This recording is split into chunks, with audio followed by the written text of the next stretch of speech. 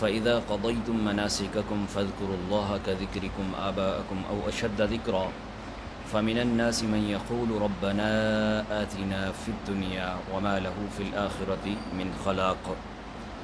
پھر جب اپنے حج کے کام پورے کر چکو تو اللہ کا ذکر کرو جیسے اپنے باپ اپنے دادا کا ذکر کرتے ہو، بلکہ اس سے زیادہ۔ اور کوئی آدمی یوں کہتا ہے کہ اے ہمارے رب ہمیں دنیا میں دے اور آخرت میں اس کا کچھ حصہ نہیں۔ اہل عرب کا جو طریقہ کار تھا، یہ حج سے فارغ ہو کر ایک جلسہ کرتے تھے جس میں اپنے باپ داداؤں کے فضائل اور نسبی خوبیاں بیان کرتے تھے، اور وہ خوبیاں نظم و نثر کی صورت میں بیان کی جاتی تھی۔ بہت پہلے سے ہی اس کے لیے تیاریاں کرتے تھے، ہر ایک دوسرے سے بڑھنے کی کوشش کرتا۔ بعض لوگ تو اپنے علمی کمالات کا اظہار بھی اس موقع پر کرتے تھے، بہترین غزلیں بنا کر لاتے۔ امر القیس کے قصیدے انہی میلوں میں یادگار ہیں اور مشہور ہوئے۔ یہ بری رسم مٹانے کے لیے اللہ تبارک و تعالیٰ نے اس آیات مقدسہ کو نازل فرمایا، جس میں بجائے باپ داداؤں کی تعریف کے ذکر الہی کرنے کا حکم دیا گیا۔ یہ آیت مبارکہ کا شان نزول تھا۔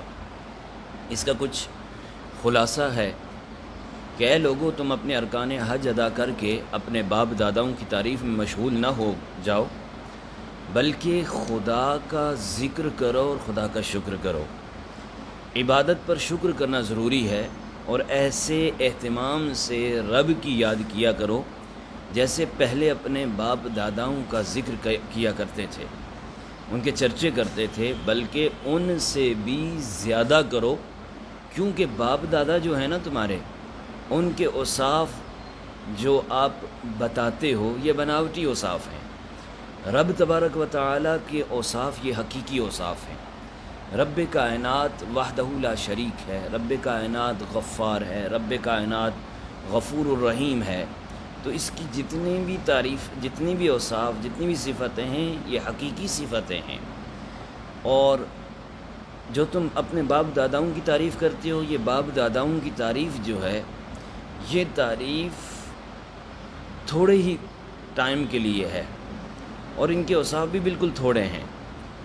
اس رب ذوالجلال کی جو تعریف ہے، اس رب کائنات کی جو تعریف ہے، وہ تعریف ایک تو فائدہ مند بھی ہے، دوسری اس کے اوصاف بالکل تھوڑے نہیں ہیں، اس کے اوصاف بہت زیادہ ہیں، اس کی صفات بہت زیادہ ہیں، اور اس کے اوصاف جو ہیں، وہ صفات جو ہیں، وہ تھوڑے عرصے کے لیے نہیں ہیں۔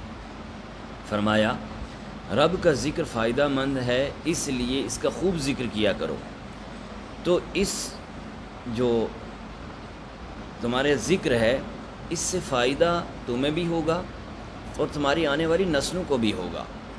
تو اس کی ذات اور صفات کے چرچے کر دیا کرنا۔ اب اس کے چرچے کس طرح ہوں گے؟ اس کی مختلف کیٹیگریز ہیں، مختلف صورتیں ہیں۔ ایک یہ ہے کہ اس کے محبوب کے گیت گاؤ اور اس کے دشمنوں کی برائی بولو، اپنے گناہ رب کی عطاؤں کے، اپنے گناہوں میں کو یاد کرو اور اس کی عطاؤں کے تذکرے کرو۔ یہ سب بلا واسطہ یا بالواسطہ اللہ ہی کے ذکر میں شامل ہیں۔ تو اسی لیے رب کائنات نے فرمایا فذکر اللہ۔ معلوم ہوا کہ مینا شریف میں میلاد کے جلسے کرنا بہت بہتر ہے، مگر خیال رہے کہ دعا میں بھی کم ہمتی نہ کیا کرو۔ ہمارے دربار میں بعض کم ہمتیں صرف اور صرف دنیا مانگتے ہوئے دنیا کا سوال کرتے ہیں، مگر خیال رکھو کہ رب ذوالجلال فرماتا ہے کہ خیال رکھو کہ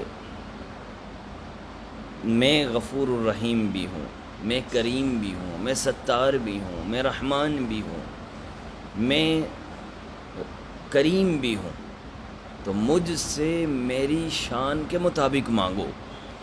یہاں رب کائنات ہمیں دعا مانگنے کا سلیقہ سکھا رہا ہے۔ اور پھر کیا ہے دنیاوی نعمتیں پائیں یا نہ پائیں، آخرت سے تو محروم ہو ہی گئے جو صرف دنیا کا سوال کرتے ہیں۔ آخرت سے تو محروم ہو ہی گئے، ان کے لیے وہاں کوئی حصہ نہ رہا، چاہے کہ بڑے دربار میں بڑی چیز مانگو۔ رب تبارک و تعالیٰ نے اس دعا کی دو برائیاں بیان فرمائیں۔ ایک یہ کہ اس میں صرف دنیا مانگی گئی ہے، آخرت کا ذکر بھی نہیں کیا اور آخرت کی بلائی بھی نہ مانگی، بلکہ کہا یہ گیا کہ دنیا میں ہر خیر یا شر دے دے۔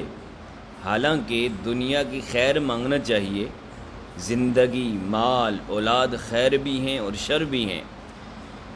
خیر زندگی اچھی ہے اور شر والی زندگی نا یہ بری زندگی ہے۔ دوسری جگہ آیت مبارکہ سے جو ہمیں نکات حاصل ہوئے، جو پوائنٹ ملے، یوں سمجھ لیں کہ جو ہمارے پاس کچھ اس آیت مبارکہ سے جو فوائد حاصل ہوئے ہیں وہ کیا ہیں؟ پہلا یہ ہے کہ عبادت کے بعد دعا اور ذکر کرنا بہت بہتر ہے۔ دیکھو حج کے بعد ذکر الہی کا اس آیت مبارکہ میں حکم ہوا، لہٰذا نماز ہو، نماز عید ہو، نکاح ہو، کوئی بھی نیک کام ہو، اس کے بعد دعا کرنا، اس کے بعد رب ذوالجلال سے مانگنا، یہ بہتر ہے۔ بعض جن کے سر پھرے ہوئے ہوتے ہیں، جن کی عقل ہی نہیں ہوتی، وہ بلا جواز قسم کا یا بلا وجہ قسم کا وہ اعتراض کرتے ہیں کہ جی دعا نہیں مانگنی چاہیے، نماز کے بعد بس فوراً نماز پڑھو، فوراً نکلتے کلٹی ہو جاؤ۔ ایسا نہیں ہے۔ اگر ایسا ہوتا تو حج کے بعد دعا کا رب کائنات کی طرف سے حکم نہ آتا۔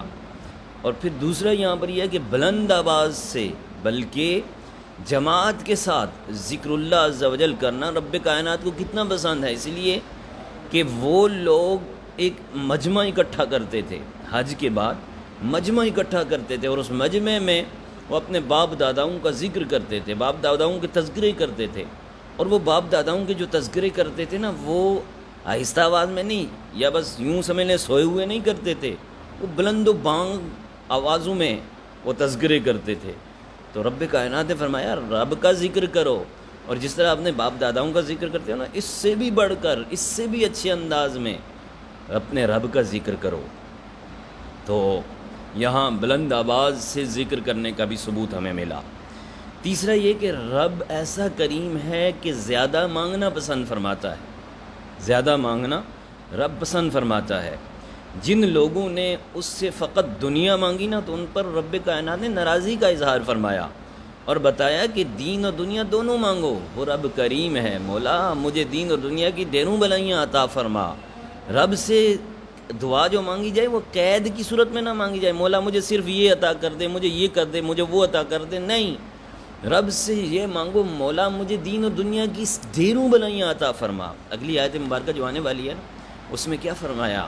وَمِنْهُمْ مَنْ يَقُولُ رَبَّنَا آتِنَا فِي الدُّنْيَا حَسَنَةً وَفِي الْآخِرَةِ حَسَنَةً وَقِنَا عَذَابَ النَّارِ أُولَٰئِكَ لَهُمْ نَصِيبٌ مِّمَّا كَسَبُوا وَاللَّهُ سَرِيعُ الْحِسَابِ۔ اس میں فرمایا اور کوئی یوں کہتا ہے کہ اے رب ہمارے ہمیں دنیا میں بلائی دے اور آخرت میں بھی بلائی دے اور ہمیں عذاب دوزخ سے بچا، ایسوں کو ان کی کمائی سے باغ ہے اور اللہ جلد حساب کرنے والا ہے۔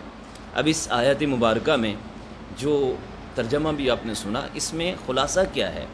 فرمایا خلاصہ یہ ہے کہ دعا دو قسم کی ہے، دعا صراحتاً ہوتی ہے اور دعا اشارتاً ہوتی ہے۔ دعا صراحتاً یہ ہے کہ بندہ صاف صاف عرض کرتا ہے اور مولا مجھے عطا فرما، مجھے یہ عطا فرما، مجھے وہ عطا فرما۔ اور اشارتاً دعا کی تین صورت